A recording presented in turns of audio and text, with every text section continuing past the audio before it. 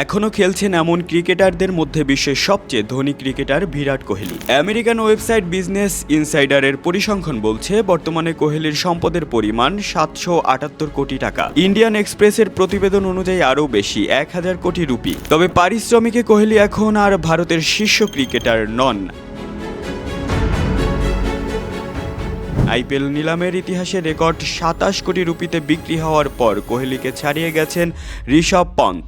একইভাবে নিলামের দ্বিতীয় সর্বোচ্চ 26 কোটি 75 লাখ রুপি দাম ওঠার পর ভারতের টেস্ট ও ওয়ানডের অধিনায়ক রোহিত শর্মাকে পেছনে ফেলেছেন শ্রেয়স আইয়ার। অথচ শ্রেয়স আইয়ার ভারতীয় ক্রিকেট বোর্ডের কেন্দ্রীয় চুক্তিতে নেই। পন্থ আছেন বি গ্রেডে। শীর্ষ দুই তারকা রোহিত কোহলি আছেন এ প্লাস গ্রেডে। পন্থ বিসিসিআই থেকে বছরে বেতন পান 3 কোটি রুপি, আর IPL franchise Lucknow Super Giants তাকে প্রতি বছর দেবে 27 কোটি রুপি। 30 কোটি রুপি নিয়ে পন্থ এখন সবার উপরে।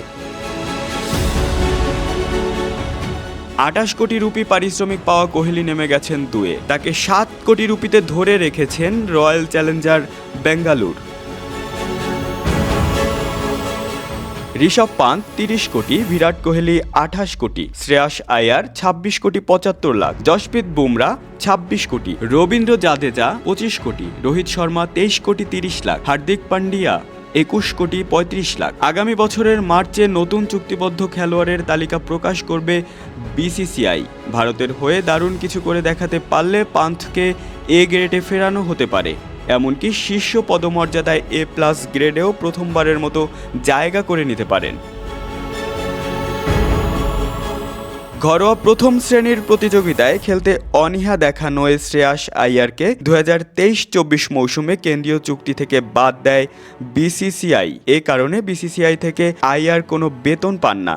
তবে আইপিএলের গত মৌসুমে আইয়ারের নেতৃত্বে কলকাতার নাইট রাইডার্স শিরোপা জেতার এবারও মেগা নিলামে তার উপর একাধিক ফ্র্যাঞ্চাইজির সুনজর পড়ে।